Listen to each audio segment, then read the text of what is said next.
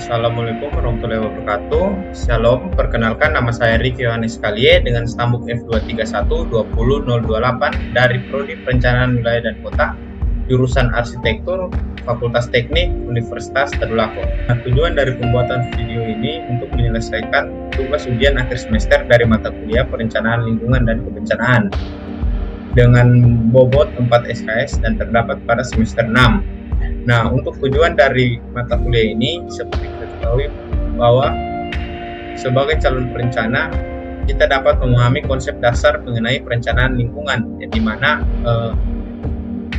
ketika kita akan menganalisis atau merencanakan sesuatu kawasan, kita akan mempertimbangkan bagaimana dampaknya terhadap lingkungan, dan juga tujuannya untuk memahami mengenai perencanaan dan dampaknya terhadap lingkungan. Nah, untuk manfaatnya, kita dapat mengetahui hubungan perencanaan lingkungan dan kebencanaan.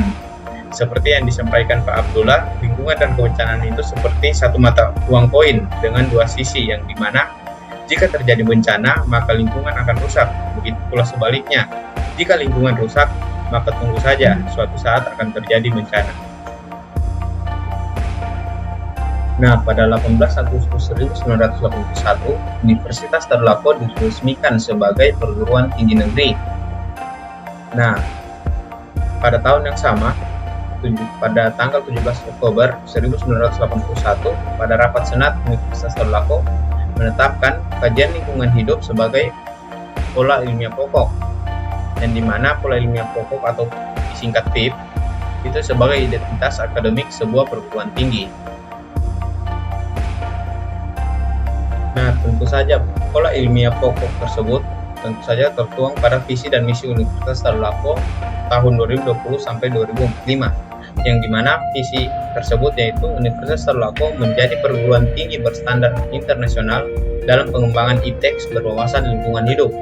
Nah, untuk misi itu ada 4. Yang pertama, menyelenggarakan pendidikan yang bermutu modern dan relevan menuju pencapaian standar internasional dalam pengembangan ITEX berwawasan lingkungan hidup. Nah, yang kedua, menyelenggarakan penelitian yang bermutu untuk pengembangan ITEX berwawasan lingkungan hidup. Nah, yang ketiga, menyelenggarakan pengabdian kepada masyarakat sebagai pemanfaatan hasil pendidikan dan hasil penelitian yang dibutuhkan dalam pembangunan masyarakat. Nah, yang terakhir, menyelenggarakan akan reformasi birokrasi dan kerjasama regional, nasional, dan internasional. Nah, kaitannya dengan mata kuliah ini sangat jelas, yang dimana setiap mahasiswa Universitas Tadulako harus paham mengenai lingkungan hidup. Maka dari itu, setiap prodi atau jurusan harus menetapkan satu mata kuliah mengenai kajian lingkungan hidup di dalam kurikulumnya. Nah, menurut Undang-Undang Nomor 32 Tahun 2009 tentang Perlindungan dan Pengelolaan Lingkungan Hidup, lingkungan hidup adalah kesatuan ruang dengan semua benda, daya, keadaan, dan makhluk hidup, termasuk manusia dan perilakunya, yang mempengaruhi alam itu sendiri, kelangsungan perilaku kehidupan dan kesejahteraan manusia, serta makhluk hidup lain. Nah, untuk bencana itu sendiri, menurut Undang-Undang Nomor 24 Tahun 2007 tentang Penanggulangan Bencana, bencana adalah peristiwa atau rangkaian peristiwa yang mengancam dan mengganggu kehidupan dan penghidupan masyarakat yang disebabkan baik oleh faktor alam dan atau faktor non-alam maupun faktor manusia, sehingga mengakibatkan timbulnya korban jiwa, kerusakan lingkungan, kerugian harta benda, dan dampak psikologis.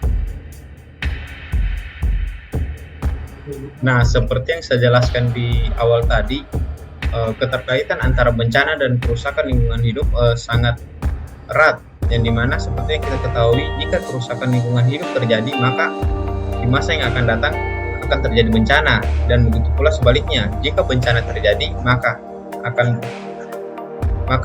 terjadi kerusakan lingkungan hidup. Nah, beberapa contoh kerusakan lingkungan hidup yang dapat menyebabkan bencana.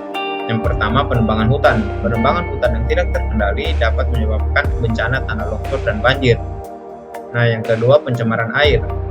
Pencemaran lingkungan di sekitar perairan oleh limbah industri pertanian dapat mengancam kehidupan di dalam air dan menyebabkan bencana seperti keracunan, penyakit, dan kematian ikan. Nah, yang ketiga, erosi tanah.